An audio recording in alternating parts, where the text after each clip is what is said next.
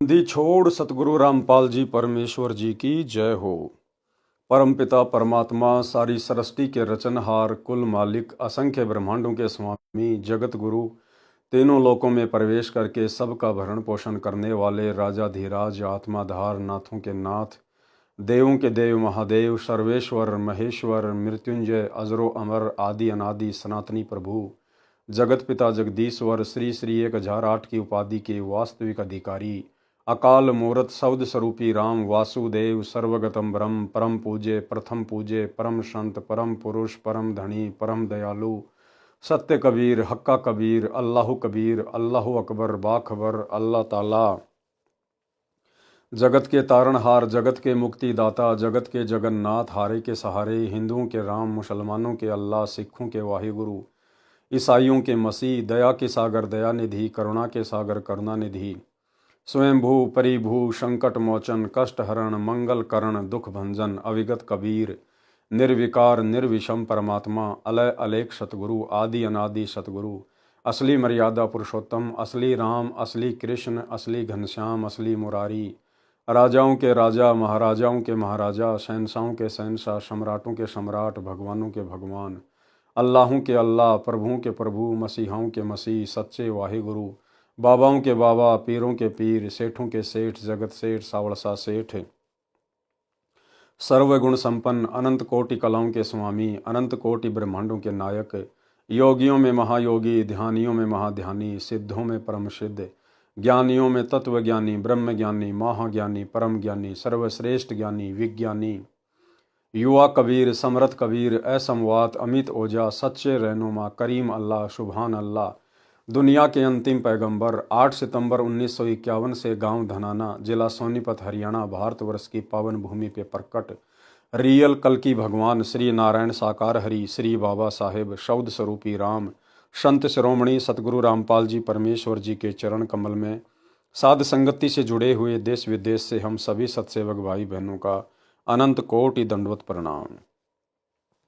सत्साई भाई और बहनों, दया पूज्य गुरुदेव भगवान की, सतगुरु रामपाल जी परमेश्वर जी की, जिनके विशेष आशीर्वाद से, जिनके विशेष रहमो करम से आप और हम सभी साध संगति से जुड़े हुए सत्सेवक भाई बहन गुरुदेव के तत्व ज्ञान को आधार बनाकर अपनी आत्मा के कल्याण हेतु निरंतर भक्ति मार्ग पर आगे की ओर बढ़ रहे हैं। भाई और बहनों, गुरुदेव भगवान की विशेष रजा, विशेष मेहर आप और हम सभी आत्माओं के ऊपर, जो हमें भक्ति मार्ग से संबंधित गूढ़ रहस्य उन्हीं के कर कमल से लिखित पवित्र ग्रंथ मुक्ति बोध से जानने, सुनने, पढ़ने और समझने को मिल रहे हैं। तो भाई और बहनों, मुक्ति बोध के ऊपर वीडियो बनाने की श्रृंखला जारी है। इसी श्रृंखला में आज हमारा ये तीसरे नंबर का वीडियो है। आज के वीडियो में परमात्मा ने सुमिरन के अंग का सारांश बताया है, जिसको अब हम आगे पढ़ेंगे। पवित्र ग्रंथ मुक्ति बोध, पेज नंबर 17, सुमरन के अंग का सरलार्थ, राग बिलावल से शब्द नंबर 17 भी पढ़ें। तत् कहन को राम है दूजा ना देवा, ब्रह्मा विष्णु महेश से जाके करते हैं सेवा। तत् कहन को राम है दूजा नहीं देवा, ब्रह्मा विष्णु महेश से जाके करते हैं सेवा। यानी एकमात्र परमात्मा कहने का अधिकारी, देवता कहने का अधिकारी केवल कबीर परमात्मा है। इसके अलावा ब्रह्मा विष्णु महेश तो उनकी सेवा करते हैं, उनके नौकर तुल्य हैं। जप तप तीरथ थोतरे जाकी क्या आशा, कोट यज्ञ पुण्य दान से जम कटे न फांसा। जप तप तीर्थ थोतरे जाकी क्या आशा, यानी सतगुरु के द्वारा जो भक्ति दी जाती है, जो दान धर्म करने की विधि बताई जाती है, सुमरण की विधि बताई जाती है, जो यज्ञ हवन बताया जाता है, उसके अलावा शास्त्र विरुद्ध जितने भी जप तप हैं, तीर्थ हैं, धाम हैं, आप चाहे कितनी उनकी यात्रा कर लो, कितना आप जी उन शास्त्र विरुद्ध मंत्रों का जाप कर लो, कितने आप जी व्रत कर लो, आपको किसी प्रकार से इस काल की जेल से छुटकारा नहीं मिल सकता। यम के दंड से, कर्म दंड से छुटकारा नहीं मिलता। तो गुरुदेव भगवान कहते हैं कि उनकी हम क्या आशा करें, जिनसे हमारा कोई काम ही ना सरे। जब तब तीर्थ थो तरे जाकी क्या आशा, कोटि यज्ञ पुण्य दान से जम कटे न फाशा। चाहे करोड़ों गाय दान कर दो, करोड़ों यज्ञ हवन करवा दो, लेकिन काल का दंड नहीं मिट सकता। जप तप तीर्थ थो तरे जाकी क्या आशा, कोट यज्ञ पुण्य दान से जम कटे न फाशा। यहाँ देन वहां लेन है यो मिटे न झगड़ा, वह बिना पंथ की बाट है पावे को दगरा। यानी बिना पंथ की बाट है, बिना रास्ते का सफर है, कैसे पाओगे उस परमात्मा को। इस काल ने तो हमें कर्मदंड में फंसा के रखा हुआ है। यहां लेन वहां देन है। यहां पर भक्ति करो जैसी भी आपको बता दी गई है, अपना भक्ति धन जमा करो और ऊपर जाकर ऊपर के लोकों में उसको समाप्त कर दो, अपने वो पुण्य भोग कर।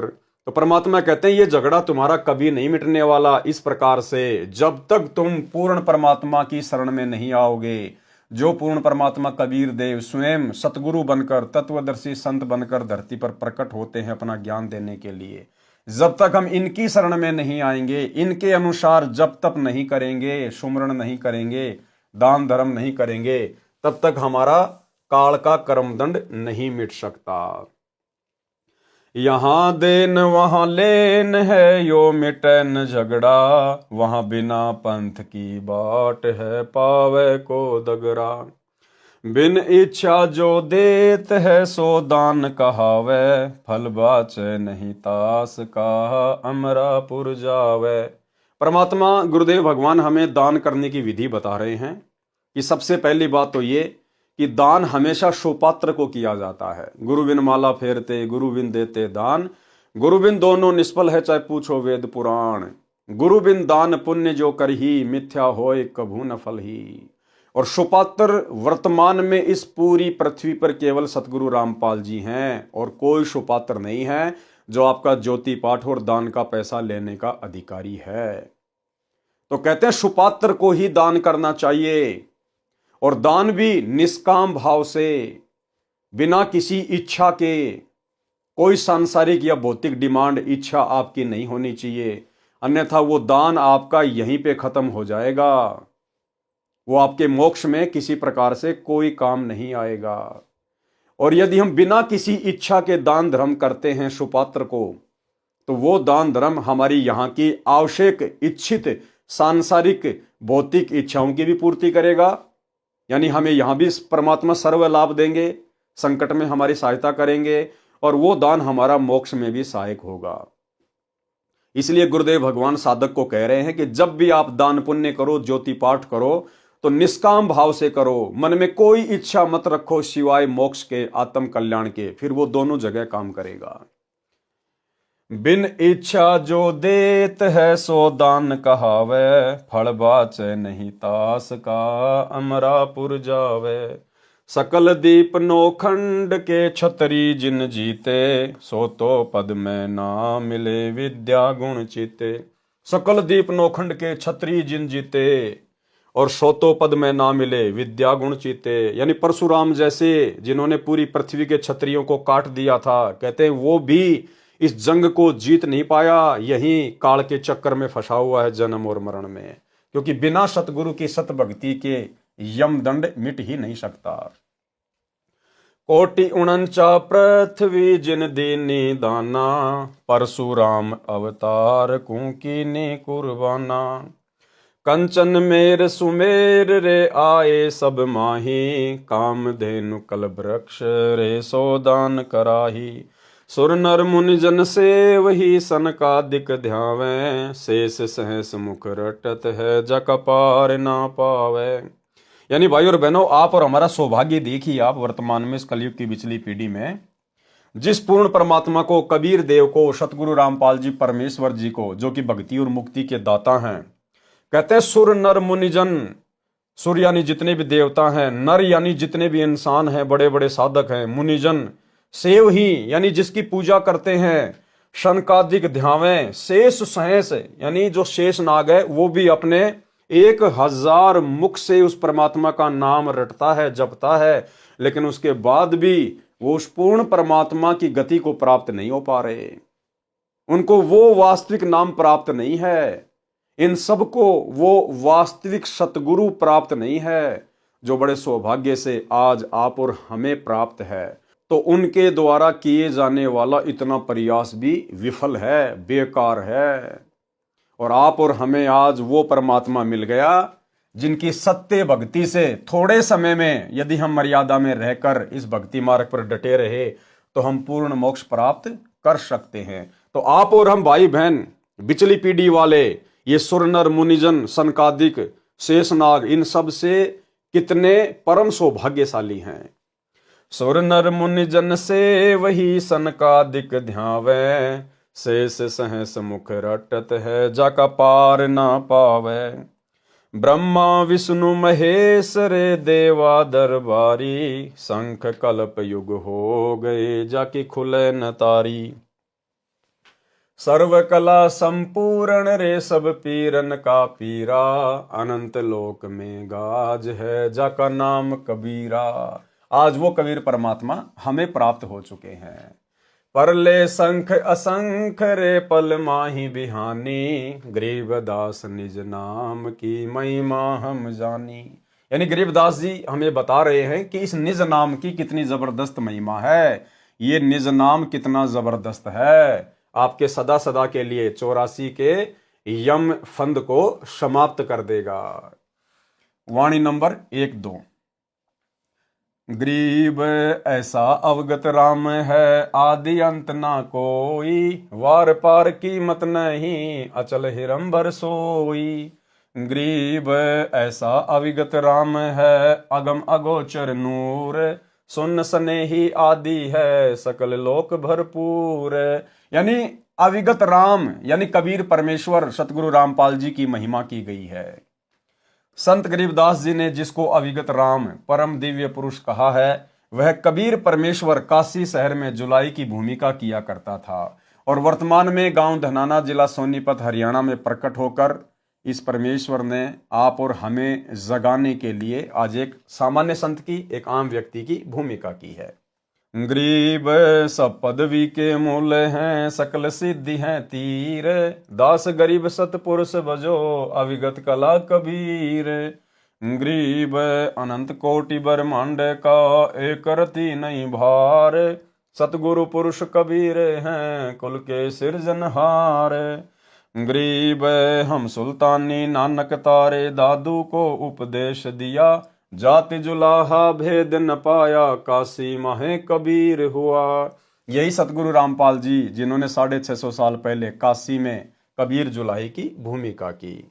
सरलार्थ, संत गरीबदास जी ने इस अविगत राम का निज नाम पूर्ण सतगुरु से लेकर सुमरण करने के लिए जोर देकर कहा है, उसकी महिमा बताई है, उसकी भक्ति से लाभ तथा अन्य देव की भक्ति से लाभ तथा फिर दोनों की तुलना करके निर्णय दिया है कि राम कबीर का नाम जप भैया, जय तेरा पार चलने को दिल है जी। कबीर परमेश्वर ऐसा अविगत राम है जिसका न आदि यानी जन्म शुरुआत है और न अंत है यानी मृत्यु नहीं है, अर्थात सनातन अविनाशी परमात्मा है। उसका कोई वार पार यानी भेद नहीं। वह अनमोल, अचल, अचल यानी स्थायी है, हिरंबर यानी सोने की तरह सुनहरी, रंग यानी तेजोमय है। जैसे एक पारस पत्थर है, उसके छोटे से टुकड़े को 1 क्विंटल के लोहे के गाटर या स्तंभ से छू दिया जाए तो पूरे स्तंभ को सोना यानी गोल्ड बना देता है। यदि 100 क्विंटल के लोहे के स्तंभ से छू दें तो उसको भी सोना बना देता है। यदि 1000 लाख क्विंटल के लोहे से घिसा दें तो उसे भी सोना बना देता है। इसी प्रकार उस पारस पत्थर के टुकड़े का मूल्य क्या बताया जाए, उसे अनमोल कहते हैं। और वो पारस भाई और बहनों सतगुरु रूप में आज आप और हमें मिल चुका है। क्या आकाश का फेर है, क्या धरती का तोल, क्या परमेश्वर की महिमा कहें, जैसे क्या पारस का मोल। इस प्रकार कबीर परमेश्वर अनमोल यानी बेस कीमत करतार है। अनमोल और बेस कीमत करतार, जिनकी कोई कीमत नहीं है। वह परमात्मा शून्य में आकाश में रहता है, वहीं से सब लोगों को अपनी शक्ति से भरपूर परिपूर्ण किए है। जैसे सूर्य करोड़ों किलोमीटर धरती से दूर आकाश में होते हुए भी पूरी पृथ्वी को अपने प्रकाश तथा उष्णता से परिपूर्ण कर रहा है। अगोचर नूर का अर्थ है अव्यक्त प्रकाश युक्त, जो सामान्य साधना तथा चरम दृष्टि से दिखाई नहीं देता है। वाणी नंबर 3 से 7। गरीब ऐसा अविगत राम है, गुण इंद्रिय से न्यारे, सुन सने ही रम रहा दिल अंदर दीदार। गरीब ऐसा अविगत राम है, अपरंपार अल्लाह, कादर को कुर्बान है, वार पार नहीं था। गरीब ऐसा अविगत राम है, कादर आप करीम, मीरा मालिक मेहरबान, रमता राम रहीम। गरीब अलय अविगत राम है, बेच गुण चित माही, शब्द अतीत अगाध है, निर्गुण सरगुण नाही। गरीब अलय अविगत राम है, पूर्ण पद निर्वाण, मोले मालिक है सही, महल मढ़ी सतथान। वाणी नंबर 3 से 7 का सरलार्थ, शब्दार्थ यानी कुछ शब्दों के अर्थ बताए हैं। कादर माने समर्थ परमात्मा, दीदार माने दर्शन करना, करीम मानी दयालु, था माने अंत, मीरा माने लाट साहब, परमात्मा को मीरा कहा जाता है, लाट साहब। जैसे आप और हम सभी भाई बहन भोग की आरती में परमात्मा की वाणी पढ़ते हैं, मीरा मो पे मेहर कर, मैं आया तक श्याम, समर्थ तुमरे आसरे। तो यहाँ मीरा का अर्थ है लाट साहब। जैसे बहुत सारे लोग कह देते ना, तू कोई लाट साहब है क्या, यानी तू कोई बहुत बड़ा है क्या। तो यहाँ मीरा का अर्थ है लाट साहब, यानी मीरा कहो, परमात्मा कहो, लाट साहब कहो, एक ही बात है। मीरा माने लाट साहब यानी नवाब, राजाओं जैसा शहंशाह। बेचगुण माने अव्यक्त, जिसको तत्व ज्ञान के अभाव से निराकार अर्थ कर रहे हैं। सतथान माने सत्य स्थान यानी सत्य लोक। पूर्ण पद निर्वाण मानी पूर्ण मोक्ष प्राप्त करने की पद्धति। और अल्लाह मौला मानी मालिक माने प्रभु। सरलार्थ किया है उन वाणियों का। कबीर जी ऐसे अविगत राम हैं जो तीनों गुणों तथा भौतिक शरीर की इंद्रियों से न्यारे हैं। कबीर जी ऐसे राम हैं जो तीनों गुण, रजगुण, सतगुण और तमोगुण से दूर हैं, और उनका शरीर जिस प्रकार आप और हमारी इंद्रियां हैं उस प्रकार से नहीं है, नूरी शरीर है। उनका शरीर तथा सामर्थ्य सबसे भिन्न और अधिक है, उसका कोई अंत नहीं है। वह बेचगुण यानी अव्यक्त है। जैसे सूर्य के सामने बादल छा जाते हैं उस समय सूर्य अव्यक्त होता है, उसी प्रकार परमात्मा और आत्मा के मध्य पाप कर्मों के बादल अड़े हैं, जिस कारण से परमेश्वर विद्यमान होते हुए भी अव्यक्त है, दिखाई नहीं देता। और भाई और बहनों, ये पाप कर्मों के बादल वर्तमान में गुरुदेव की लाखों की संगत में से केवल साध संगति से जुड़े हुए भगत भाई बहनों के हटे हैं, जिस कारण से आज हमें परमेश्वर सतगुरु रूप में बिल्कुल साक्षात दिखाई दे रहे हैं। आज वही कबीर परमात्मा, वही परमेश्वर सतगुरु रामपाल जी के रूप में धरती पर प्रकट हैं, आप और हमारे सतगुरुदेव के रूप में हैं। लेकिन आज भी सतलोक आश्रमों से जुड़े हुए 90% भाई बहन तत्व ज्ञान के अभाव में अपने सतगुरुदेव की पहचान नहीं कर पा रहे हैं। साध संगति से ना जुड़ पाने के कारण अपने गुरुदेव को कबीर परमेश्वर के रूप में नहीं पहचान पा रहे हैं, जबकि कबीर परमेश्वर साक्षात सतगुरु के रूप में धरती पर विद्यमान हैं, प्रकट हैं। लेकिन पाप कर्मों के कारण वे आत्माएं अपने गुरु को परमात्मा के रूप में नहीं देख पा रही हैं। जिस प्रकार गुरुदेव ने बताया कि सूर्य बिल्कुल विद्यमान है आकाश में, लेकिन बीच में बादल आ गए, जिस कारण से वो अव्यक्त हो गया, दिखाई नहीं दे रहा। वो प्रत्यक्ष है, विद्यमान है, लेकिन बादल बीच में आ गए। इसी प्रकार जब भगत के पाप कर्म ज्यादा होते हैं तो वो बादल की तरह आत्मा और परमात्मा के बीच में आ जाते हैं। साक्षात व्यक्त होने के बावजूद भी वो दिखाई नहीं देता। तो भाई और बहनों, ये जो पाप कर्म के बादल हैं ये केवल वर्तमान में साध संगति से जुड़े हुए भगत भाई बहनों को हटे हैं, जिस कारण से आज हमें वो कबीर परमात्मा अपने गुरु भगवान के रूप में स्पष्ट दिखाई दे रहे हैं।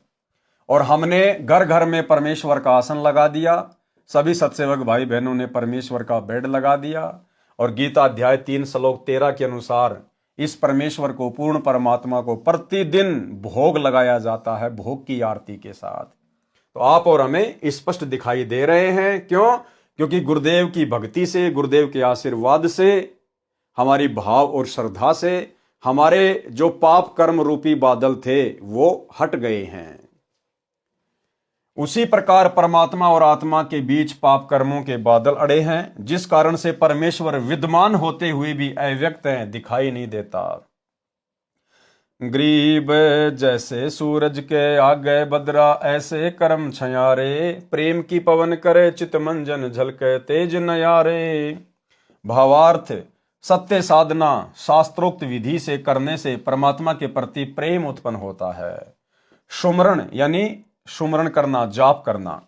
सुमरण करते समय या परमेश्वर की महिमा सुनते तथा परमात्मा का विचार आने पर प्रभु प्रेम में आंसू बहने लगते हैं। कौन से प्रभु के प्रेम में? सतगुरु को याद करके, सतगुरु की मनमोहिनी सलोनी सूरत को याद करके। यदि भगत की आंखों में आंसू आते हैं तो समझो उसके पाप कर्म धीरे धीरे समाप्त हो रहे हैं, जो पाप कर्म नाश होने का प्रतीक होता है। जैसे तेज वायु चलने से बादल तितर बितर हो जाते हैं, सूर्य का प्रकाश स्पष्ट नया ताजा दिखाई देने लगता है, इसी प्रकार नाम जाप से उत्पन्न प्रेम की आंधी से आत्मा तथा परमात्मा के सामने से पाप कर्म रूपी बादल तितर बितर हो जाते हैं। फिर परमेश्वर जी दिव्य दृष्टि से दिखाई देते हैं। तो भाई और बहनों, आज आप और हमारी दिव्य दृष्टि खोल रखी है गुरुदेव भगवान ने, तब हमें कहीं जाकर गुरु में परमात्मा के दर्शन हो रहे हैं, क्योंकि ये हमारी दिव्य दृष्टि खुलने का प्रतीक है। उसका नूर यानी प्रकाश पहले अगोचर था, फिर दिव्य दृष्टि गोचर हुआ। उसी परमेश्वर की भक्ति से पूर्ण निर्वाण यानी पूर्ण मोक्ष प्राप्त होता है। वह मौला परमात्मा शतधाम शतलोक में रहता है। सुमरण के अंग की वाणी नंबर 8 से 12। ग्रीब अलय अवगत राम है, निराधारों का आधार, नाम निरंतर लीजिए रोम रोम की लार। यानी वो अविगत अलय राम यानी कबीर परमात्मा जो वर्तमान में सतगुरु के रूप में धरती पर प्रकट है, वो निराधारों का आधार है, जिसका सब कुछ लुट पिट चुका हो, जो बेसहारा हो, जिस आत्मा का कोई आधार नहीं हो, वो परमात्मा उसका आधार है। यदि हम उसकी शरण में आ जाते हैं तो गरीब अलय अवगत राम है, निराधारों आधार, नाम निरंतर लीजिए रोम रोम की लार। गरीब अलय अवगत राम है, निर्वाणी निर्बंध, नाम निरंतर लीजिए ध्यान चकोरा चंद। यानी वो परमात्मा मोक्ष प्राप्त है, निर्वाणी है, निर्बंध है, उसकी शक्ति का कोई वारन पार नहीं है, अथाह है। यानी गुरुदेव भगवान की महिमा की गई है। गरीब अलय अवगत राम है, निर्वाणी निर्बंध, नाम निरंतर लीजिए ध्यान चकोरा चंद। गरीब अलय अवगत राम है, कीमत कही न जाई, नाम निरंतर लीजिए मुख से कह न सुनाई। गरीब अलय अवगत राम है, निर्वाणी निर्बंध, नाम निरंतर लीजिए ज्यों हिल मिल मीन संबंध। गरीब दोहु दीन मद एक है, अलय अलेख पिछाण, नाम निरंतर लीजिए भक्ति हेतु उरान। वाणी नंबर 8 से 12 का सरलार्थ। अब गुरुदेव इन वाणियों का सरलार्थ लिख रहे हैं।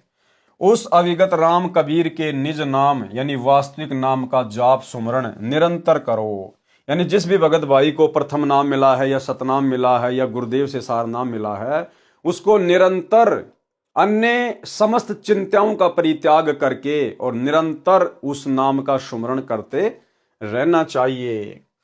जिनका कोई आधार नहीं, उनका आश्रय वही परमात्मा है। जिनका कोई आधार नहीं, जो बेसहारा हैं, उनका आधार, उनका सहारा वही परमात्मा है, गुरुदेव भगवान है। वह परमात्मा निर्वाणी यानी पूर्ण मोक्षदायक है, निर्बंध यानी स्वतंत्र है, उनके ऊपर किसी की हुकूमत यानी सत्ता नहीं चलती है।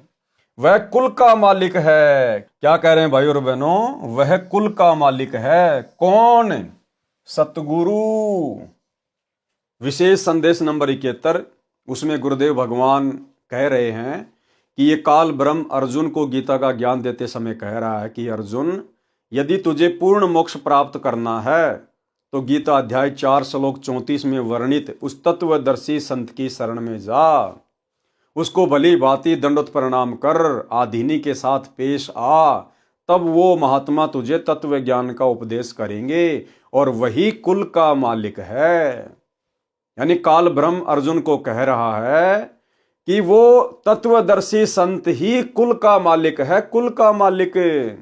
तो आज भाई और बहनों, तत्वदर्शी संत की भूमिका में कौन है?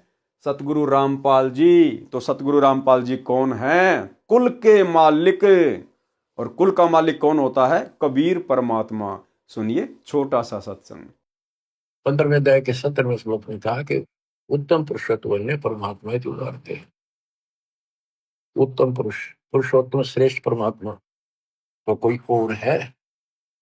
जो परमात्मा कहा जाता है परमात्मा, और जो तीनों लोकों में प्रवेश करता है, सबका धारण पोषण करता है, वो अविनाशी परमेश्वर। अब गीता यही समाप्त हो जाती है जब ये कहता है कि उस तत्व ज्ञान को किसी तत्वदर्शी शब्द से जाकर पूछो। मोक्ष उससे होना, जन्म मरण उससे मिटना, वृद्धावस्था का संकट उससे कटना। एक मालिक कुल का वही है, एक मालिक कुल का वही है, एक मालिक कुल का वही है। उसकी साधना कहाँ है? वो ना वेदों में। तो भाई और बहनों, आप और हमारे विश्वास को दृढ़ करने के लिए पूज्य गुरुदेव भगवान अपने सत्संगों में इस प्रकार के संकेत करते हैं। वह कुल का मालिक है, उसका नाम इस प्रकार सुमरण करो जैसे मीन यानी मछली समुद्र में एक पल भी निश्चल नहीं रहती, उसी प्रकार नाम का सुमरण करते रहो। परमेश्वर के नाम से ध्यान ऐसे लगाओ जैसे चकोर पक्षी चांद से लगाता है। संत धर्मदास जी ने कहा है कि निर्विकार निर्भय तू ही और सकल भय मान, ए जी साधो और सकल भय मान, सब पर तेरी साहिबी, सब पर तेरी साहिबी, तुझ पर साहिब ना, निर्विकार निर्भय। दोनों धर्मों हिंदू मुसलमान का परमात्मा एक ही है और वो परमात्मा वर्तमान में सतगुरु रूप में धरती पे प्रकट है। तत्व ज्ञान के अभाव से मुसलमान कहते हैं कि जिसने कुरान शरीफ का ज्ञान हजरत मोहम्मद जी से कहा वह कादर अल्लाह समर्थ प्रभु है। हिंदू कहते हैं कि जिसने गीता का ज्ञान अर्जुन को दिया वह श्री कृष्ण ही सर्वशक्तिमान प्रभु है। संत गरीबदास जी कह रहे हैं कि मुसलमान उसे बेचून अल्लाह कहते हैं। हिंदू अलख यानी निराकार, अलेख का अर्थ अदृश्य भी होता है, जो दिखाई नहीं देता, कहते हैं। उसकी पहचान करो वह कौन है, फिर उसके पश्चात परमात्मा का विशेष नाम की भक्ति हृदय में श्रद्धा उत्पन्न करके करो। तो सबसे पहले तो पहचान होनी चाहिए कि वो कादर अल्लाह, वो समर्थ भगवान कौन है, वो बेचून परमात्मा कौन है। उसके बाद फिर निसंशय होके हृदय से श्रद्धा भाव से उनकी भक्ति करो। वाणी संख्या 13 से 16। गरीब अष्टकमल दल राम है, बाहर भीतर राम, पिंड ब्रह्मंड में राम है, सकल ठोर सब ठाम। गरीब सकल व्यापी सुनने में, मन पवना गए राख, रोम रोम धुन होते है, सतगुरु बोले साख। गरीब मूल कमल में राम है, स्वाद चक्र में राम, नाभि कमल में राम है, हृदय कमल विश्राम। गरीब कंठ कमल में राम है, त्रिकुटी कमल में राम, सैंस कमल दल राम है, सुन बसाती सब ठाम। कहने का मतलब है भाई और बहनों, वो अविगित राम, वो कबीर परमात्मा, वो सतगुरुदेव भगवान इस पिंड और ब्रह्मांड में सब जगह व्यापक है। जैसे फूल में गंध होती है, भले ही परमात्मा ने यहाँ के इस ब्रह्मांड को चलाने की जिम्मेदारी, एक नौकरी ब्रह्मा विष्णु महेश को, 33 करोड़ देवी देवताओं को या अन्य उपासकों को दी हुई है, लेकिन उस परमेश्वर की शक्ति के बिना वो देवी देवता भी एक कदम आगे नहीं बढ़ सकते। इसलिए हर जगह राम है, हर देवता में उस कबीर परमात्मा का वास है, हर जगह उस कबीर परमेश्वर का निवास है। वही एकमात्र वास्तव में अवगत राम है। उसी की शक्ति से, सतगुरु की शक्ति से ही सब कुछ चलायमान हो रहा है। सरलार्थ, मानव शरीर में 9 कमल हैं, जिनका कबीर वाणी सूक्ष्म वेद के अतिरिक्त कहीं वर्णन नहीं है। ऋषि महर्षि केवल 7 कमल बताते हैं, परंतु परमेश्वर कबीर जी ने अपने द्वारा बनाए शरीर का यथार्थ ज्ञान कराया है। वाणी नंबर 13 में कहा है कि अष्ट कमल में भी राम है। अष्ट कमल दल में अक्षर पुरुष परब्रह्म का प्रसारण केंद्र है। मानव शरीर एक टेलीविजन टीवी की तरह है, इसमें कमल रूपी चैनल लगे हैं। इन कमलों में प्रत्येक प्रभु का प्रसारण केंद्र है। जैसे मूल कमल गणेश देव का चैनल है, नाभि कमल विष्णु लक्ष्मी जी का चैनल है, हृदय कमल में शिव पार्वती जी का चैनल है, कंठ कमल में देवी दुर्गा जी का चैनल है, त्रिकुटी कमल सतगुरु रूप में कबीर जी का चैनल है। काल तो धोखा देने के लिए गुप्त रहता है।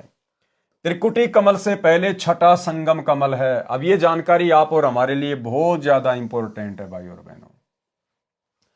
त्रिकुटी कमल से पहले छठा संगम कमल है, जो मुख्य रूप में सरस्वती का चैनल है, जहां पर भक्तों तथा भक्तमतियों की परीक्षा होती है। यानी यहां से हम जितने भी भगत भाई बहन जब शरीर त्याग कर जाएंगे, तो त्रिकुटी से पहले जो छठा संगम कमल है, जहां पर सरस्वती का चैनल है, सरस्वती के रूप में स्वयं दुर्गा ही रहती है भक्तों को फंसाने के लिए, तो वहां पर भगत तथा भक्तमतियों की परीक्षा होती है। यानी परमात्मा आज हमारे से जो भी बुराइयां छुड़वा रहे हैं, वो इसीलिए छुड़वा रहे हैं कि हम वहां पर उस संगम कमल में काल के जाल का शिकार ना हो जाएं। अब कैसे ठगता है वहां काल? इस कमल की 3 पंखुड़ियां हैं, इसलिए इसको संगम कमल कहा जाता है। जब पंखुड़ी नंबर 1 तथा पंखुड़ी नंबर 2 में स्त्री पुरुष भगत भिन्न भिन्न प्रवेश करते हैं, यानी 1 नंबर पंखुड़ी का दरवाजा है, वहां से माता बहनें प्रवेश करती हैं, और जो 2 नंबर का दरवाजा है, वहां से जो भाई हैं वो प्रवेश करते हैं।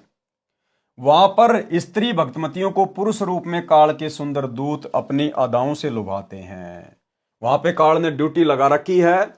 जो पुरुष हैं, पुरुष रूप में जो काल के दूत हैं, वो यहां से जो स्त्रियां शरीर छोड़ेंगी, स्थूल शरीर, और जब सूक्ष्म शरीर में ऊपर की यात्रा करेंगी, तो स्थूल शरीर में गुरुदेव ने बताया कि जैसे हमारे हाव भाव होते हैं, हमारे विचार होते हैं, वो सूक्ष्म शरीर में एज इट इज जैसे के तैसे रहते हैं।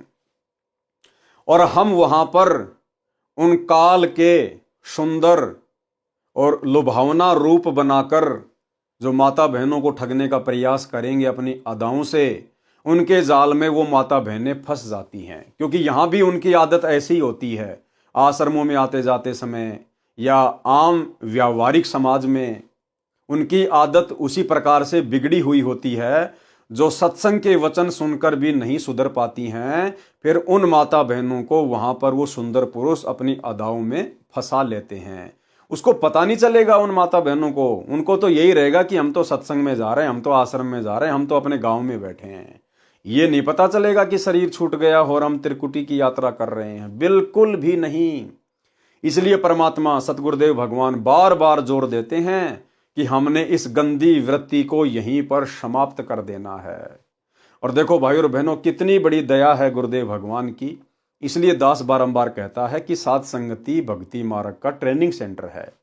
अब साध संगति में गुरुदेव भगवान की प्रेरणा से भगत भाई बहनों ने आपस में भाई बहन के संबंध बना लिए हैं।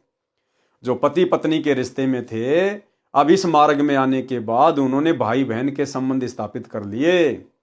तो भला जो बहनें अपने पति के साथ भाई के रिश्ते में आ गई, जो भगत भाई अपनी पत्नी के साथ बहन के रिश्ते में आ गए, तो भला वे फिर वहां कैसे फंसेंगे? अर्थात उनके मन में तो जरा भी विषय वासनाओं को लेकर चिंतन मनन नहीं होगा।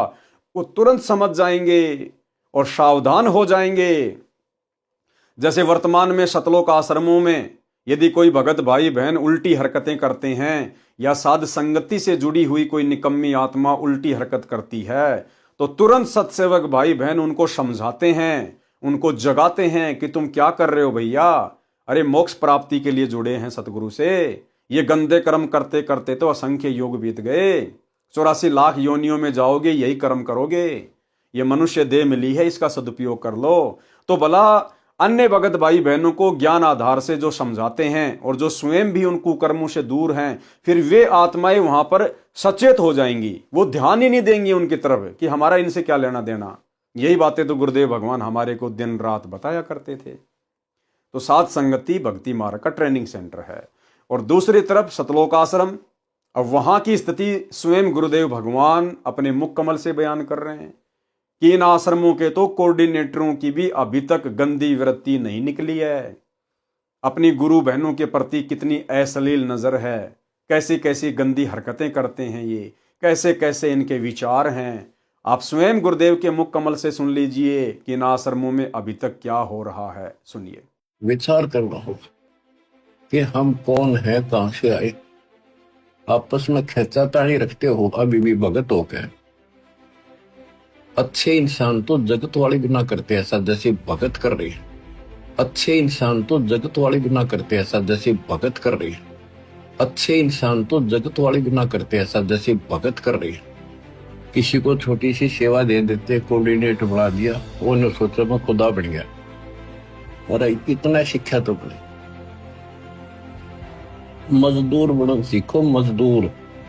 और कई देखा है कि कोऑर्डिनेटर या जिसकी जो भी व्यवस्था लगाई जाए तो व्यवहार भी ठीक नहीं करते, धमकान लग जाते, फुरकान लग जाते। और कुछ ऐसी भी शिकायतें आई हैं जो बहन बेटियों के साथ गलत मैसेज भी डालते हैं। तो वो दुष्ट लोग ना तो कोऑर्डिनेटर के योग्य है ना वो भगत के योग्य। और कुछ ऐसी भी शिकायतें आई हैं जो बहन बेटियों के साथ गलत मैसेज भी डालते हैं। तो वो दुष्ट लोग ना तो कोऑर्डिनेटर के योग्य है ना वो भगत के योग्य। और कुछ ऐसी भी शिकायतें आई हैं जो बहन बेटियों के साथ गलत मैसेज भी डालते हैं। तो वो दुष्ट लोग ना तो कोऑर्डिनेटर के योग्य है ना वो भगत के योग्य। तो ऐसा तो संगत माई कुसंगत उपजेगी, और ऐसी कुसंगत होगी फिर हम रखेंगे नहीं उसको खेत में। किसान उस कुबाड़ को पाड़ कर खेत तो बाहर फेंक देता है, तो उसको आप मिशन से निकाल दिया जाया करेगा। सुधर जाओ, एक के नहीं सुनी जाया करती, दिशात्मक शिक्षा दी जाती है, अमल कर लो इन पे। कर्म बतेरे फोड़ लिए, इस ज्ञान का असर क्या हुआ? थोड़ा सा सुख होते फिर पक्के एजेंट काल के बन जाते, बकवाद वही करनी, भगवान से दूर हो जाना। थोड़ा सा सुख होते फिर पक्के एजेंट काल के बन जाते, बकवाद वही करनी, भगवान से दूर हो जाना।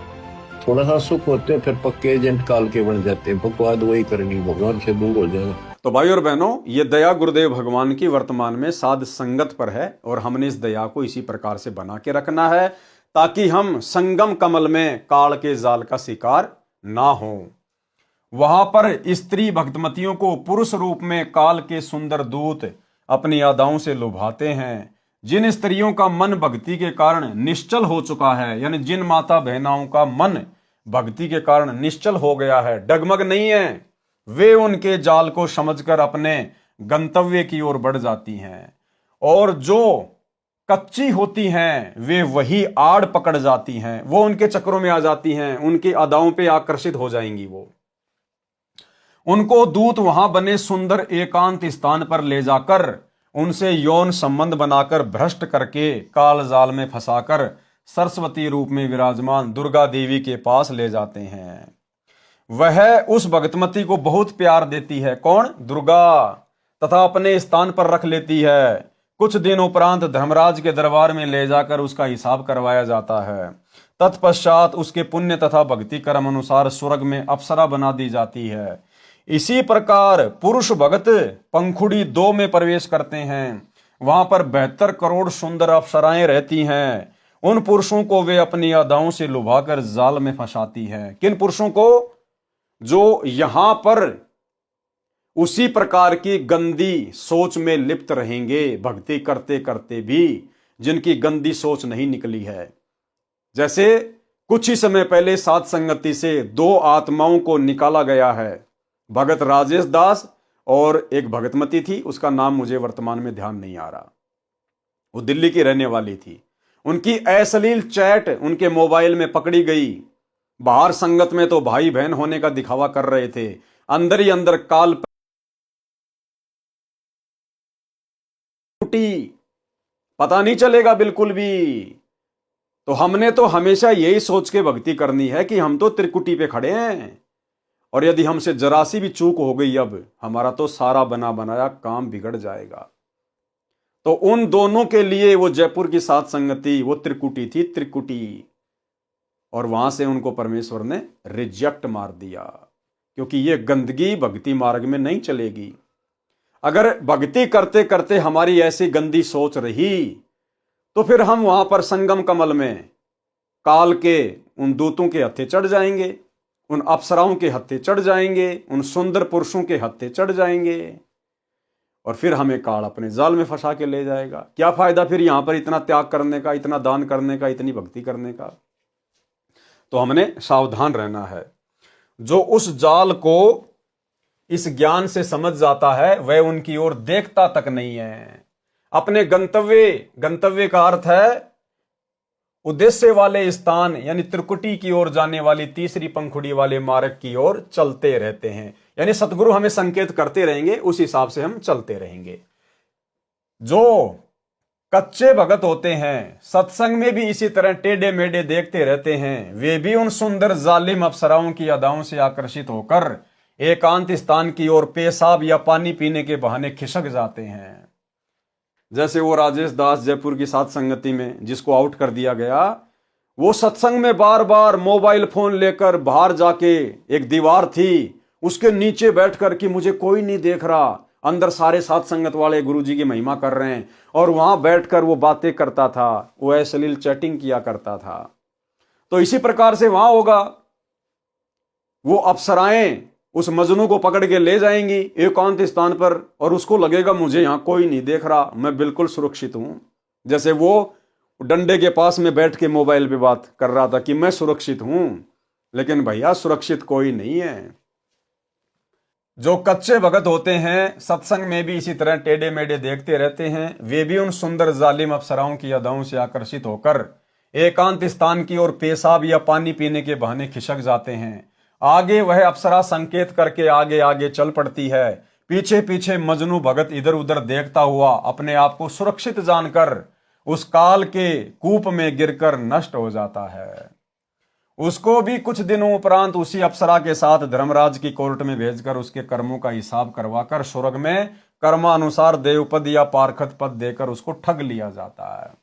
इसलिए भाई और बहनों, गुरुदेव भगवान बार बार अपने सत्संग में कहते हैं कि पुण्यात्माओं, तुम त्रिकुटी की परीक्षा में फेल ना हो पाओ, इसके लिए तुम यहीं पर अपने धर्म कर्म को ठीक कर लो, अपनी सोच को ठीक कर लो। एक छोटा सा सत्संग जिसमें गुरुदेव बार बार त्रिकुटी की परीक्षा का जिक्र करते हैं, सुनिए।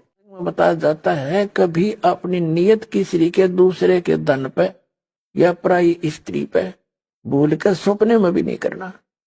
अपने मन को हमने परमात्मा के रंग में रंगना है, और यहां से चलते समय फिर ये बकवाद बहाऊंगी। जैसे त्रिकुटी पर गए, वहां तो काल का भयंकर जाल है, वहां डांस हो रहे हैं, बड़ी बड़ी स्टेज लगा कर सुंदर सुंदर लड़कियां नाच रही हैं, और आपकी जैसी वृत्ति यहाँ होगी, उड़े जा खड़े हो गई नौकर का था ने, इतने वो परमात्मा जालेंगे काल गोदी पकड़ के, अरे ठोक देगा उड़े, फिर ठा के स्वर्ग में अंडे जी धक्के खांदे। ये कर्मता संग जन्म हो गया हमने करता ने। तो ये जैसा स्वभाव आप यहाँ बनाओगे, ये आपके आगे काम आओगा। तो भाई और बहनों, अब सात संगति से जुड़ने के बाद, और ये इतने सारे ढेर सारे उदाहरण, ये प्रमाण गुरुदेव के कर कमल से लिखित इन पवित्र ग्रंथों में जो हमारे सामने आ रहे हैं, ये बार बार इसीलिए आप और हमारे सामने प्रस्तुत करवाए जा रहे हैं, ताकि आप और हम सावधान हो जाएं। हम बिल्कुल भी काल के जाल में फंसने वाली हरकतें यहां पर ना करें।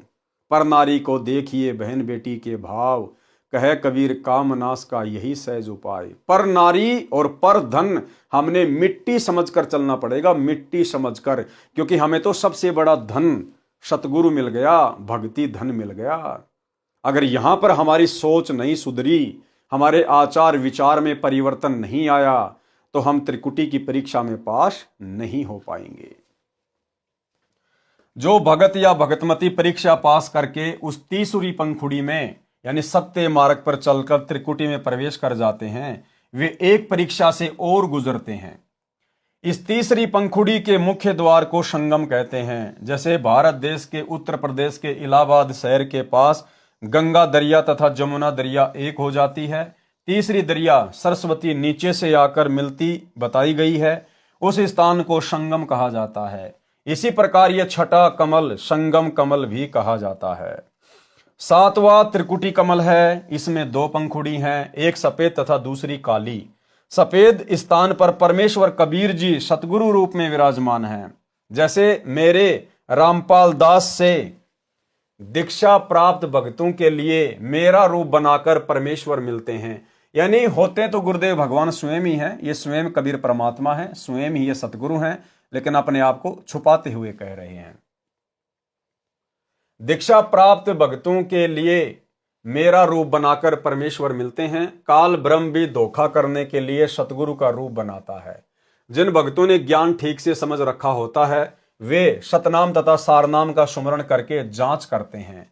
सुमरण के पश्चात भी यदि सतगुरु रूप है तो वास्तविक परमेश्वर है। यदि नकली सतगुरु काल ब्रह्म होगा तो सुमरण से उसका नकली सतगुरु रूप समाप्त हो जाएगा। अब भाइयों और बहनों, ये दंडोत प्रणाम करके सतगुरु रूप में किसी अन्य की पहचान करने का फॉर्मूला भी केवल साध संगतियों में ही है।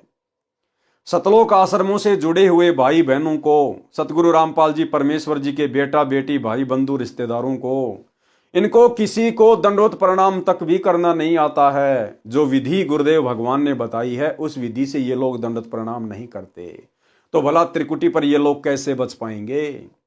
क्योंकि उस समय पता तो चलेगा ही नहीं कि मैं आश्रम में हूं, अपने घर पे हूं, या त्रिकुटी पे हूं, या किसी संत समागम में हूं। तो जब आज ही ये इतने बड़े बड़े भगत, आश्रम संचालक, बड़े बड़े कोऑर्डिनेटर, गुरुदेव का परिवार, जब आज ही इन लोगों को दंडोत प्रणाम करने की सही विधि का ज्ञान नहीं है कि भैया कैसे मंत्र जाप करना चाहिए, कैसे हमने दंडोत प्रणाम करना चाहिए, तो भला उस समय इनकी क्या हालत होगी। तो ये दया भी परमात्मा ने अपने गुरुदेव को यथार्थ दंडोत प्रणाम करने की साथ संगत वालों के ऊपर ही बख्शी है। यदि नकली सतगुरु काल ब्रह्म होगा तो सुमरण से उसका नकली सतगुरु रूप समाप्त हो जाएगा, काल रूप दिखाई देगा। यह घटना केवल उसी भगत को दिखाई देगी जिनको ये ज्ञान याद है, और जिनको ज्ञान याद नहीं रहता वे वहां असफल हो जाते हैं। कहने का मतलब है, जो भगत भाई बहन इस पृथ्वी पर भक्ति करते करते जब उनका शरीर छूटता है, उस समय तक यदि वो मर्यादा में नहीं है, तो उस समय वो कितना यत्न कर लेना, कितना त्रिकुटी पे वो प्रयत्न कर लेना, कितना वो सुमरण कर लेना, उस समय काल के जाल से वो नहीं बच सकते। और जो भगत भाई बहन पूर्ण मर्यादा में हैं, जिनकी सुरती सतलोक में लगी हुई है, उनको तो परमात्मा बाईपास ले जाएगा, त्रिकुटी वरकुटी के झंझट में नहीं डालेगा परमात्मा। तुम कर दो पल में पार हो जा रजा थारी। ये त्रिकुटी वाली यात्रा तो परमेश्वर उन आत्माओं से करवाएंगे जो आत्माएं यहां पर भक्ति करते करते भी मर्यादा में नहीं रह पाई, काल के पक्ष में पहुंच जाते हैं, जन्म मरण के चक्कर में फंसकर करा कराया नष्ट करके जन्म मरण के चक्कर में रह जाते हैं। जो भगत परीक्षा में सफल हो जाते हैं उनको परमेश्वर कबीर जी सतगुरु रूप में साथ लेकर धर्मराय की कोर्ट में ले जाते हैं। वकालत करके ब्रह्म काल के स्तर के धार्मिक कर्मों का पुण्य वहां जमा कराकर भक्तों को अपने साथ ब्रह्मरंध्र के सामने त्रिवेणी पर ले जाते हैं। वहां सतनाम के ओम से दूसरे मंत्र का जाप करते हैं, ब्रह्मरंध्र का किवाड़ तुरंत खुल जाता है। आगे चलकर दो रास्ते हो जाते हैं, बाया रास्ता काल के ब्रह्मलोक में सहस्त्र कमल में चला जाता है, दाया रास्ता मिनी सतलोक की ओर जाता है। जो काल ब्रह्म के साधक हैं उनके लिए सहस्त्र कमल अष्ट कमल है, जिसमें ज्योति निरंजन का निवास है। ये ब्रह्म के पुजारियों का 8वां कमल है, परंतु इस स्थान पर केवल वह जा सकता है जिसको काल ब्रह्म किसी उद्देश्य से बुलाता है, या परमेश्वर कबीर जी का भगत सतनाम के सुमरण से ब्रह्मरंध्र को खोल कर जाता है। अब देखो भाई और बहनों, ये जितनी भी जानकारी है शरीर के कमलों से संबंधित, ये जानकारी आप और हमारे विशेष कोई काम की नहीं है। ये तो परमात्मा केवल इसलिए लिख रहे हैं ताकि कोई ये ना समझे कि भाई कबीर जी अनपढ़ थे, उनको शरीर के कमलों का ज्ञान नहीं था, या गरीबदास जी अनपढ़ थे, उनको ज्ञान नहीं था, या सतगुरु रामपाल जी को संस्कृत नहीं आती, ये संत नहीं हो सकते, इनको ज्ञान नहीं है। ये तो केवल उन आत्माओं का भ्रम निवारण करने के लिए। यदि हमें विश्वास है कि आज हमें सच्चा गुरु मिल गया है, और विश्वास है कि हमारा गुरु ही कबीर भगवान है, और हमने भी गुरु को कबीर परमात्मा मान लिया, सारी रिहर्सल उसी प्रकार से हम कर रहे हैं।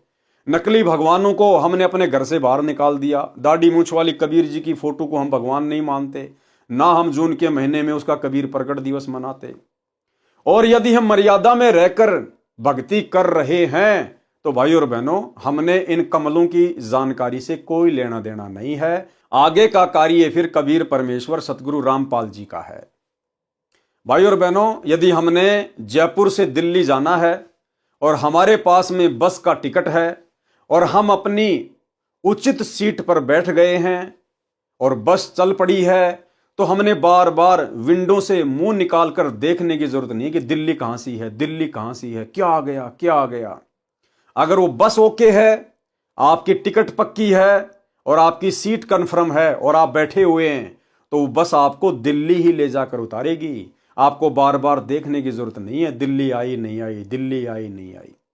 तो यदि हमें सच्चा गुरु प्राप्त है और गुरु को हमने अपना भगवान मान लिया है और मर्यादा में रहकर भक्ति कर रहे हैं, तो फिर हमारा अगला कदम सतलोक में है। हमने इन कमलों से कोई लेना देना नहीं है।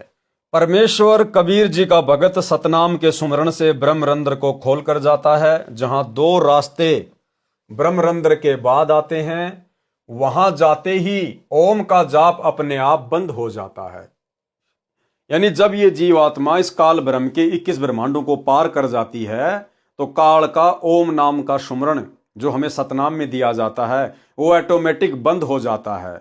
और फिर ऊपर नीचे की श्वास से केवल अक्षर पुरुष का जो दूसरा मंत्र है सतनाम में जो हमें दिया जाता है, केवल वही दोनों श्वासों से चलता रहता है, ऑटोमेटिक होता है। वहां जाते ही ओम का जाप अपने आप बंद हो जाता है। केवल सतनाम के दूसरे मंत्र का जाप चलता रहता है। श्वास यानी श्वास लेते समय और छोड़ते समय यही मंत्र चलेगा। साथ में सारनाम भी दोनों अंदर बाहर श्वासों में चलेगा।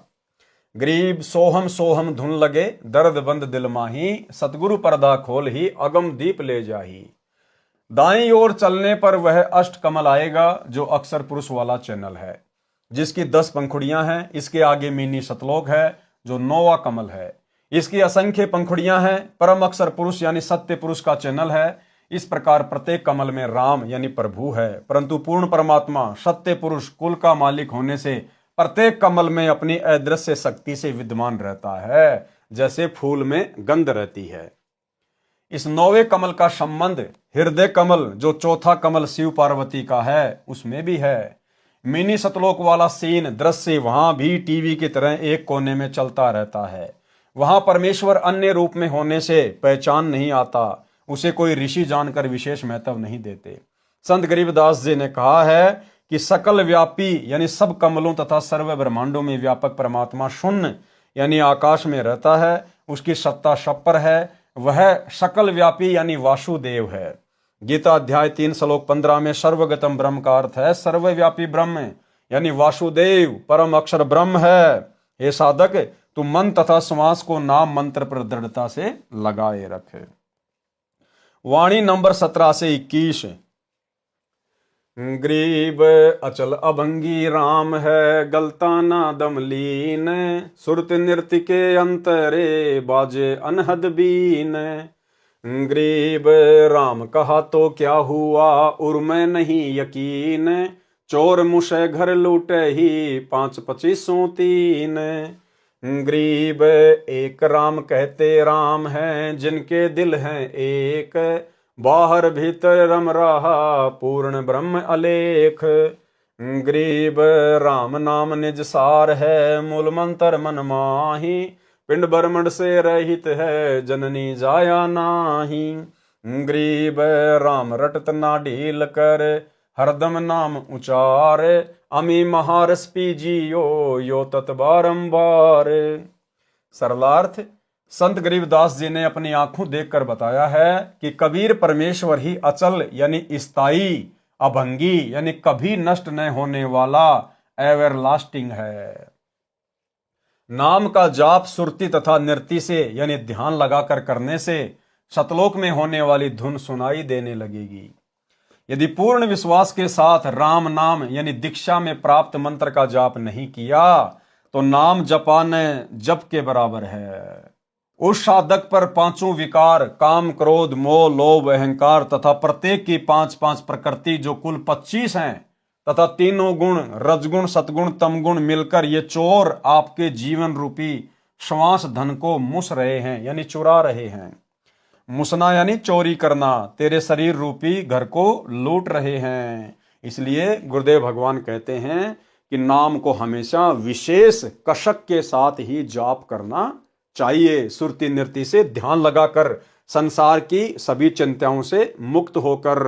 कबीर चिंता तो हरि नाम की और न चिंता दास, और जो कोई चिंता नाम बिना सोए काल की फांस।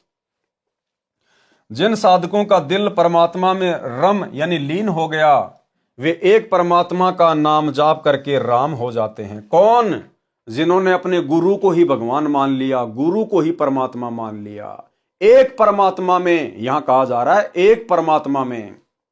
तो सबसे पहले तो हमने पहचान करनी है कि एक परमात्मा कौन है। हमारे गुरुदेव भगवान है या वो दाढ़ी मूछ वाला नकली कबीर है। उसके बाद हमारी सुरती नृत्य लगेगी, हमारी पूरी श्रद्धा बनेगी। तो ये पहचान भी गुरुदेव के आशीर्वाद से उस एक परमात्मा की केवल सात संगत वाले भाई बहनों को हो पाई है कि वो एकमात्र कबीर परमात्मा सृष्टि का रचनहार सतगुरु रामपाल जी परमेश्वर जी हैं। जिन साधकों का दिल परमात्मा में लीन हो गया वे एक परमात्मा का नाम जाप करके राम हो जाते हैं, यानी आध्यात्मिक शक्ति प्राप्त करके देव के समान पद प्राप्त कर लेते हैं, यानी देवताओं जितनी आध्यात्मिक शक्ति वाले हो जाते हैं। परमात्मा शरीर के कमलों में तथा बाहर सब जगह विद्यमान है। वाणी नंबर 20-21। परमात्मा प्राप्ति के लिए साधना करने में राम नाम यानी गुरु जी से प्राप्त सत्य मंत्र ही निज सार हैं, यानी विशेष महत्व रखता है। वह मूल मंत्र मन में समाया रहे यानी निरंतर जाप करता रहे। वह परमात्मा जिसका जाप मूल मंत्र सार नाम है वह पिंड यानी शरीर तथा ब्रह्मांड से भिन्न आकाश में बने अमर धाम में रहता है। उसका जन्म किसी माता से नहीं हुआ, ना सतगुरु जननी जने जाके माना बाप, पिंड ब्रह्मांड से रहित ना वहां तीनों ताप। वाणी नंबर 21। अब उस राम का सुमरण यानी सुमरण करने में ढील ना कर, प्रत्येक श्वास यानी हरदम से नाम का उच्चारण कर। यह सुमरण रूपी अमृत को पी ले। ये तत्व यानी निष्कर्ष है, बार बार इस नाम के जाप का आनंद ले। अमी महारस यानी अमर होने का महान मंत्र के जाप रूपी रस को पी ले, यानी निरंतर गुरुदेव भगवान ने हमें जो सुमरण दिया है हम उसका जाप सुरती नृत्य से करते रहें, मर्यादा में रहकर करते रहें, गुरु को कबीर परमात्मा मानकर करते रहें। वाणी नंबर 22-24। गरीब कोटि गऊ जे दान दे, कोटि जग जो नार, कोटि कूप तीरथ खैने मिटे नहीं जमार। गरीब कोटिक तीरथ व्रत करी, कोटि गज कर दान, कोटि असुय विप्रो दिए मिटे न खेचा तान। गरीब पार्वती के उर्धरा अमर भीषण माही, सुखदेव की 84 मिट्टी निरालम निज नाम। यानी गुरुदेव भगवान हमें समझाना चाह रहे हैं कि बिना सतगुरु और बिना सतगुरु के सतनाम के आप चाहे कितने भी नकली नामों का जाप कर लो, राधे राधे श्याम मिला दे, हरे राम हरे कृष्णा ओम नमो भागवते, कुछ भी आप कितनी ही ये पुराणों के अनुसार गऊ दान में दे दो, कितने आप जी हवन यज्ञ करवा लो, कितने आप जी कुएं खुदवा लो, बावड़ियां खुदवा लो, तालाब खुदवा लो, कितने आप जी घोड़े दान में दे दो ब्राह्मणों को, लेकिन इस काल के साथ जो जन्म मरण की खींचातान है वो नहीं मिट सकती। वो तो केवल सतगुरु की शरण में आकर, सतगुरु को परमात्मा मानकर, और सतगुरु ने हमें जो दीक्षा मंत्र दिए हैं उनका अंतिम श्वास तक मर्यादा में रहकर सुमरण करने से ही कटेगा। सरलार्थ संत गरीबदास जी ने परमेश्वर कबीर जी से प्राप्त अध्यात्म ज्ञान को बताया है कि यदि यथार्थ नाम जाप करने को नहीं मिला, यथार्थ नाम वर्तमान में केवल सतगुरु के पास है, तो चाहे पुराणों में वर्णित धार्मिक क्रियाएं करोड़ों गाय दान करो, करोड़ों धर्म यज्ञ तथा जोनार जिमणवार किसी खुशी के अवसर पर भोजन कराना करो, चाहे करोड़ों कुएं खुदवाओ, करोड़ों तीर्थों के तालाबों को गहरा कराओ, जिससे जम मार काल की चोट यानी कर्म का दंड समाप्त नहीं होगा।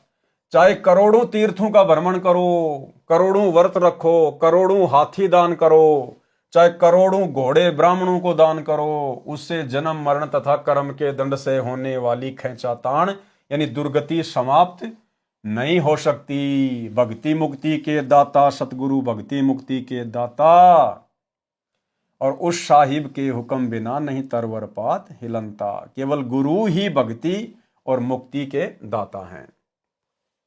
वाणी नंबर 24 का भावार्थ है कि जैसे पार्वती पत्नी शिव शंकर को जितना अमृतत्व भगवान शिव जितनी आयु नाम प्राप्ति के बाद जिएगी, फिर दोनों की मृत्यु होगी, इतना मोक्ष भी देवी जी को शिव जी को गुरु मानकर निज मंत्रों का जाप करने से प्राप्त हुआ है।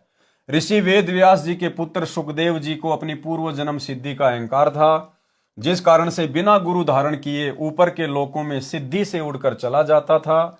जब श्री विष्णु जी ने उसे समझाया और स्वर्ग में रहने नहीं दिया, तब उसकी बुद्धि ठिकाने आई।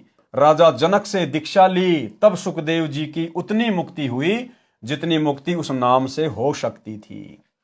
परमेश्वर कबीर जी अपने विधान अनुसार राजा जनक को भी त्रेता युग में मिले थे। उनको केवल हरियम नाम जाप करने को दिया था, क्योंकि वे श्री विष्णु जी के भगत थे। वही मंत्र सुखदेव को प्राप्त हुआ था, जिस कारण से वे श्री विष्णु के लोक के स्वर्ग रूपी होटल में आनंद से निवास कर रहे हैं। वहीं से विमान में बैठकर राजा परीक्षित को भागवत कथा सुनाने आए थे, फिर वही लौट गए।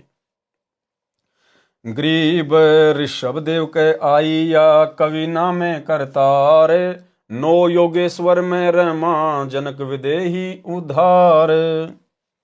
भावार्थ, परमेश्वर कबीर जी अपने विधान अनुसार कि परमात्मा ऊपर के लोक में निवास करता है, वहां से गति करके आता है, सतलोक से गति करके आता है, अच्छी आत्माओं को मिलता है, उनको अपनी वाणी द्वारा भक्ति करने की प्रेरणा करता है। जैसे आज गुरुदेव भगवान ने सत्संग यानी वाणी द्वारा आप और हमें भक्ति करने की प्रेरणा दी है। आदि आदि जो पूर्व में विस्तार से लिख दिया है। राजा ऋषभ देव जैन धर्म के प्रथम तीर्थंकर को मिले थे। अपना नाम कबीर देव बताया था। ऋषभ देव जी ने अपने धर्म गुरुओं ऋषियों से सुन रखा था कि परमात्मा का वास्तविक नाम वेदों में कवि यानी कबीर देव है। परमात्मा कवि ऋषि नाम से ऋषभ देव को भक्ति की प्रेरणा देकर अंतर ध्यान हो गए थे। नौ नाथों गोरखनाथ, मच्छंद्रनाथ, जलंधरनाथ, चरपटनाथ आदि आदि को समझाने के लिए उनको मिले तथा राजा जनक विदेही यानी विलक्षण शरीर वाले को विदेही कहते हैं, उनको सत्य ज्ञान बताकर उनको सही दिशा दी। राजा जनक से दीक्षा लेकर सुखदेव ऋषि को स्वर्ग प्राप्त हुआ, परंतु वह पूर्ण मोक्ष नहीं मिला जो गीता अध्याय 15 श्लोक 4 में कहा है। ये सौभाग्य तो भाई और बहनों आप और हमें प्राप्त हुआ है। तत्वदर्शी संत से तत्व ज्ञान समझने के पश्चात आध्यात्मिक अज्ञान को तत्व ज्ञान रूपी शस्त्र से काटकर उसके पश्चात परमेश्वर के उस परम पद की खोज करनी चाहिए, जहां जाने के पश्चात साधक लौटकर संसार में कभी नहीं आते। जिस परमेश्वर से संसार रूपी वृक्ष की प्रवृत्ति विस्तार को प्राप्त हुई है, यानी जिस परमेश्वर ने संसार की रचना की है, केवल उसी की भक्ति करो।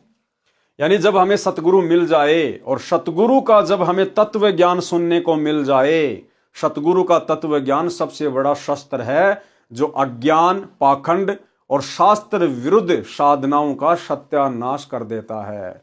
उसके बाद साधक की सुरति फिर सतलोक में लग जाती है, अपने गुरु के चरणों में लग जाती है और वही साधक अंत में पूर्ण मोक्ष प्राप्त कर पाता है। वाणी नंबर 24 में यही स्पष्ट किया है कि यदि स्वर्ग जाने की भी तमन्ना है तो वे विशेष निज मंत्रों के जाप से ही पूरी होगी, परंतु ये इच्छा तत्व ज्ञान के अभाव से है।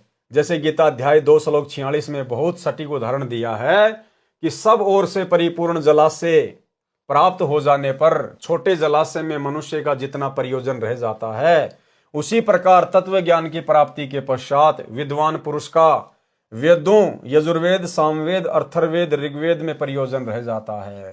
भावार्थ, तत्व ज्ञान की प्राप्ति के पश्चात अन्य देवताओं से होने वाले क्षणिक लाभ, स्वर्ग व राज्य प्राप्ति से अधिक सुख समय तथा पूर्ण मोक्ष, गीता अध्याय 15 श्लोक 4 वाला मोक्ष जो परमेश्वर परम अक्षर ब्रह्म, गीता अध्याय 8 श्लोक 3 8 9 10 20 से 22 वाले परमेश्वर के जाप से होता है, उसकी जानकारी के पश्चात साधक की जितनी श्रद्धा अन्य देवताओं में रह जाती है। यानी जब हमें सतगुरु मिल जाएगा, सतगुरु से हमें पूरा तत्व ज्ञान मिल जाएगा, सृष्टि रचना का अनमोल ज्ञान सुनने को मिल जाएगा, अध्यात्म का दाना दाना सतगुरु हमें समझा देगा, उसके बाद हमारी आस्था यहाँ के देवी देवताओं के लोक में जाने की, स्वर्ग में जाने की बनेगी ही नहीं। जिस प्रकार आदमी किसी छोटे तालाब के सहारे है और यदि उसको किसी बड़े तालाब का पता चल जाए तो बड़े तालाब की प्राप्ति के बाद जैसी आस्था उसकी छोटे तालाब में रह जाती है, ऐसी स्थिति सतगुरु से पूर्ण ज्ञान प्राप्त करने के बाद इन देवी देवताओं की भक्ति और इनके लोकों में रह जाती है। कबीर एक साधे सब सदे, सब साधे सब जाए, माली सींचे मूल को फले फूले अघाए। और भाई वो एकमात्र साधना के योग्य परमात्मा वर्तमान में सतगुरु रामपाल जी हैं। भावार्थ, गीता अध्याय 15 श्लोक 1 से 4 को इस अमृतवाणी में संक्षिप्त करके बताया है कि जो ऊपर को मूल वाला तथा नीचे को तीनों गुण रजगुण ब्रह्मा, सतगुण विष्णु, तमगुण शिव रूपी शाखा वाला संसार रूपी वृक्ष है। कबीर अक्षर पुरुष एक पेड़ है, निरंजन वाकी डार, तीनों देवा शाखा है, पात रूप संसार। जैसे पौधे को मूल की ओर से यानी जड़ की ओर से पृथ्वी में रोपण करके जड़ की सिंचाई की जाती है, तो उस जड़ परमात्मा परम अक्षर ब्रह्म की पूजा से पौधे की परवरिश होती है। तब तना, डार, शाखाओं तथा पत्तों का विकास होकर पेड़ बन जाता है। छाया, फल तथा लकड़ी सर्व प्राप्त होती हैं, जिसके लिए पौधा लगाया जाता है। यदि पौधे की शाखाओं को यानी पौधे की टहनियों को मिट्टी में रोपकर जड़ों को ऊपर करके सिंचाई करेंगे तो भक्ति रूपी पौधा नष्ट हो जाएगा। इसी प्रकार एक मूल यानी भक्ति का मूल कौन होता है? सतगुरु, एक परमात्मा।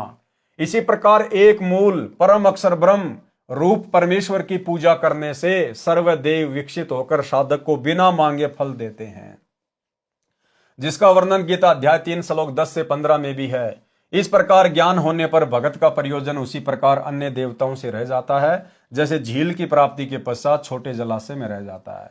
छोटे जलाशय पर आश्रित को ज्ञान होता है कि यदि 1 वर्ष बारिश नहीं हुई तो छोटे तालाब का जल समाप्त हो जाएगा, उस पर आश्रित भी संकट में पड़ जाएंगे।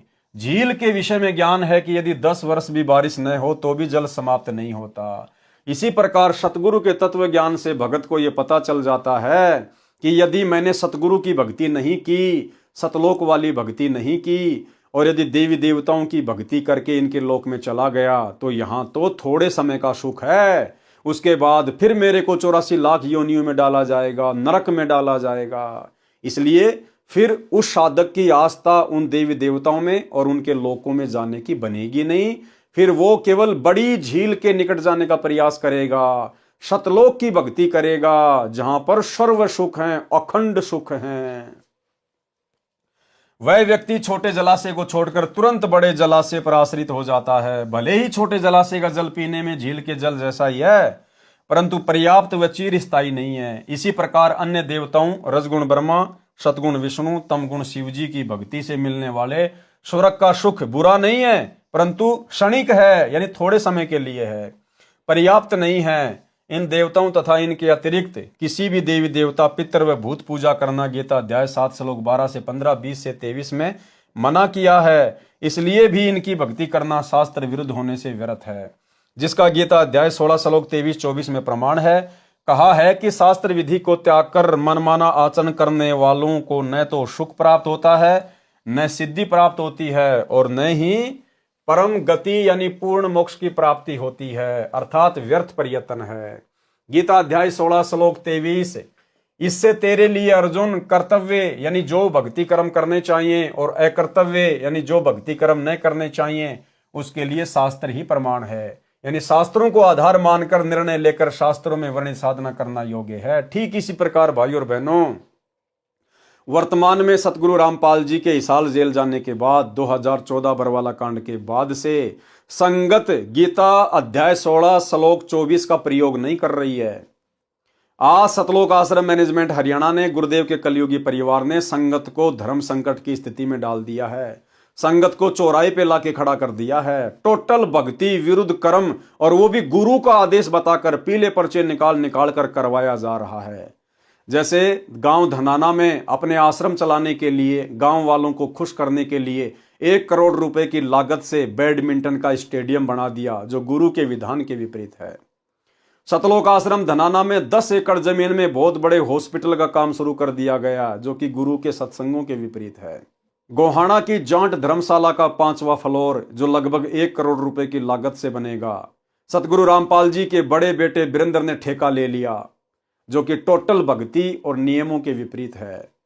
इसके अलावा भक्तों से कभी कांग्रेस को समर्थन करवाना, कभी बीजेपी को समर्थन करवाना, गंदी राजनीति करवाना, गुंडों की सीबीआई जांच का समर्थन करवाना, उसके लिए भक्तों के दान का पैसा देना, आरक्षणों में भगत समाज को बैठा देना, उसके लिए करोड़ों में चंदे के रूप में भक्तों के ज्योति पाठ और दान का पैसा देना, और भी ना जाने कितने कुकर्म। आश्रमों में दुनिया भर का पाखंड, मिट्टी के बैल, रंगोली बनाना, ब्याह शादी की तरह आश्रम को डेकोरेटेड करना और दुनिया भर के आडंबर, ये सब मनमाना आचरण है।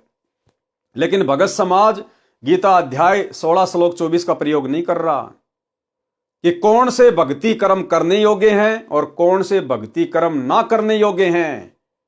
इसका निर्णय तो केवल शास्त्र करेंगे, और सतगुरु की शरण में आने के बाद में सतगुरु के सत्संग, सतगुरु के कर कमल से लिखित पुस्तकें भगत के लिए सबसे बड़ा शास्त्र होता है। और यदि गुरुदेव के सत्संग में इन सब कुकर्मों का उल्लेख नहीं है तो भाई और बहनों, फिर आप जी मनमाना आचरण कर रहे हैं। शास्त्र विधि को त्याग कर मनमाना आचरण जो आपसे वर्तमान में इन आश्रमों में करवाया जा रहा है। और हम सत्सेवक भाई बहन, हमने गीता अध्याय 16 श्लोक 24 को अपने काम में लिया। हमने इस श्लोक के आधार से जो भी उल्टे आचरण करने के आदेश, जो भी घटिया कर्म करने के आदेश सतलोक आश्रम मैनेजमेंट हरियाणा के द्वारा संगत में पारित किए गए, हमने सीधे सीधे उनके ऊपर अमल ना करके पहले अपने गुरुदेव भगवान के सत्संगों को बीच में रखा, गुरुदेव भगवान के शास्त्रों को, उनकी पुस्तकों को बीच में रखा, अर्थात ज्ञान को आधार बनाकर सोचा कि जो कर्म हमसे वर्तमान में कोऑर्डिनेटरों के माध्यम से या गुरुदेव के परिवार वालों के माध्यम से करवाए जा रहे हैं, ये गुरुदेव के सत्संगों के अनुसार है या सत्संगों के विपरीत है। और जब हमें लगा कि ये तो शास्त्र विधि को त्याग के मनमाना आचरण करवाया जा रहा है, तो हमने बिल्कुल नकार दिया कि भैया हम तुम लोगों के कहे अनुसार भक्ति मार्ग पर ये उल्टे कर्म नहीं कर सकते। तो भाई और बहनों, आज हमारी जान बची, अर्थात हमारी भक्ति बची, हमारी मर्यादा बची। बाकी सतलोक आश्रमों से जुड़े हुए भाई बहनों की कोई मर्यादा सुरक्षित नहीं है। वाणी नंबर 25, गरीब अगम अनाहद भूमि है, जहां नाम का दीप एक पलक बिछुड़े नहीं, रहता नैनों बीच। सरलार्थ, उस परमेश्वर का द्वीप यानी सतलोक अगम अनाहद, काल के तथा अक्षर पुरुष के लोकों से आगे वाली विशाल धरती है। अनहद माने जिसकी हद यानी सीमा ना हो। सतलोक विसीमित है, वह परमात्मा तत्व ज्ञान प्राप्त साधक की आंखों का तारा बनकर रहता है। अब देखो, बहुत सारे भगत भाई बहन शंका जाहिर करते हैं। वैसे तो गुरुदेव भगवान ने अपने सत्संगों में कई बार जिक्र किया है, तो कई भगत भाई बहन कहते हैं कि भगत जी मुझे अपनी आंखों के सामने जो है वो काली काली धारियां सी दिखाई देती हैं। कोई कहता कि वो मक्खी जैसी दिखाई देती है, आंखें बंद करते हैं तो भी वो दिखाई देती है। तो गुरुदेव ने बताया वो क्या है, वो आपकी भक्ति का पैमाना है। अगर आपको अपनी आंखों के सामने वो काली काली धाराएं दिखाई देती हैं, किसी को वो जो है मक्खी जैसी, तो किसी को लाइन जैसी, तो किसी को स्प्रिंग जैसी, अगर यूं नजर करेंगे तो वो इधर जाएगा, यूं नजर करेंगे तो इधर जाएगा, ऊपर देखेंगे तो ऊपर को जाएगा, आंखें बंद करेंगे तो भी वो दिखाई देगा। तो गुरुदेव ने बताया ये आपकी भक्ति कमाई है जो आपकी आंखों के सामने दिखाई देती है। और जिस भगत को ये दिखाई देता है इसका मतलब है कि सतगुरु सदा उसके साथ में है। सतगुरु एक क्षण भी उस भगत से दूर नहीं होता है। वो कमाई उसके पिछले जन्म की भी हो सकती है, वो कमाई उसकी वर्तमान भक्ति से भी हो सकती है। और उस कमाई को हमने सुरक्षित रखना चाहिए। यदि सतगुरु शरण नहीं है तो सतगुरु की शरण में अति शीघ्र आना चाहिए, अन्यथा थोड़े समय बाद वो रेखाएं दिखना बंद हो जाएंगी, हमारी बैटरी डिस्चार्ज हो जाएगी। और यदि हम सतगुरु की शरण में आ जाते हैं तो उसके बाद वो बढ़ती चली जाएंगी। ना बढ़ें तो भी कोई बड़ी बात नहीं है, समाप्त हो जाएं तो भी कोई बड़ी बात नहीं है। वो समाप्त भी सतगुरु के आशीर्वाद से होंगी। लेकिन एक बार आपको विश्वास दिलाने के लिए परमात्मा आपको दिखाता है कि आपकी भक्ति सही चल रही है और सतगुरु पल पल आपके साथ में है। वह परमात्मा तत्व ज्ञान प्राप्त साधक की आंखों का तारा बनकर रहता है। एक पल यानी एक क्षण भी दूर नहीं होता। भगत को आंखों के सामने कुछ रेखाएं दिखाई देती हैं, वे परमात्मा की भक्ति का सांकेतिक तोल माप है। वाणी नंबर 26 से 37। गरीब साहिब साहिब क्या करे, साहिब है प्रतीत, भैंस सिंह साहिब या पांडे गावे गीत। कि भाई साहिब साहिब क्या करते हो, साहिब तो विश्वास में है, प्रतीत यानी विश्वास। कहे कबीर सुनो बे साधो मैं तो हूं विश्वास में। लेकिन विश्वास भी सच्चे सतगुरु पर करना होगा, सच्चे सतगुरु के मंत्रों पर करना होगा। गरीब साहिब साहिब क्या करे, साहिब है प्रतीत, भैंस सिंह साहिब भया पांडे गावे गीत। ये एक कथा है जिसका जिक्र आगे गुरुदेव भगवान ने किया है कि विश्वास के आधार पर कैसे आप भगवान को प्रकट कर सकते हैं। गरीब राम सरी के राम है, संत सरी के संत, नाम सरीखा नाम है, नहीं आदि नहीं अंत। गरीब महिमा सुन निज नाम की, गहे द्रौपदी चीर, दुशासन से पचमरे अंत न आया वीर। गरीब सेतु बंध्या पाहन तीरे, गज पकड़े थे ग्राह, गणिका चढ़ी विमान में निर्गुण नाम मला। गरीब बारद डारी कबीर जी, भगत हेत है काज, सेऊ को तो सिर दिया बेची बंदगी नाज। गरीब कहाँ गोरख कहाँ दत्त थे, कहाँ सुखदेव कहाँ व्यास, भक्ति हेत से जानिए तीन लोक प्रकाश। गरीब कहाँ पीपा कहाँ नामदेव, कहाँ धन्ना बाजीद, कहाँ रैदास कमाले थे, कहाँ थे फकर फरीद। गरीब कहाँ नानक दादू होते, कहाँ ज्ञानी हरिदास, कहाँ गोपी चंद भरथरी ये सब सतगुरु पाश। गरीब कहाँ जंगी चरपट होते, कहाँ अधम सुल्तान, भक्ति हेत प्रकट भये सतगुरु के परवान। गरीब कहाँ नारद प्रहलाद थे, कहाँ अंगद कहाँ शेष, कहाँ विभीषण दूरु होते भगत हिरंबर पेश। गरीब कहाँ जयदेव थे कपिल मुनि, कहाँ रामानंद साध, कहाँ दुर्वासा कृष्ण थे भक्ति आदि अनाद। गरीब कहाँ ब्रह्मा कहाँ वेद थे, कहाँ शनकादिक चार, कहाँ शंभु कहाँ विष्णु थे भक्ति हेत दीदार। सरलार्थ संत गरीबदास जी ने बताया है कि साहिब साहिब यानी राम राम क्या करता फिरता है। साहिब तो प्रतीत यानी विश्वास में है। जैसे भैंस का टूटा हुआ सींग जो व्यर्थ कूड़े में पड़ा था, वह भगत के विश्वास से साहिब यानी परमात्मा बन गया। पंडित गुरु को विश्वास नहीं था, वह केवल परमात्मा की महिमा के गुणगान निज स्वार्थ के लिए कर रहा था। भैंस का सींग बना भगवान। तो भाई और बहनों, आज की वीडियो में हम केवल इतना ही लेंगे। आज पवित्र ग्रंथ मुक्ति बोध के ऊपर हमारा ये तीसरे नंबर का वीडियो था। कल रात्रि 8 बजे इसके चौथे नंबर के वीडियो में हम आगे बढ़ेंगे और परमेश्वर ने इन वाणियों का सरलार्थ किया है। अब धीरे धीरे बहुत सारी जो कथाएं हैं वो आगे चलना शुरू हो जाएंगी।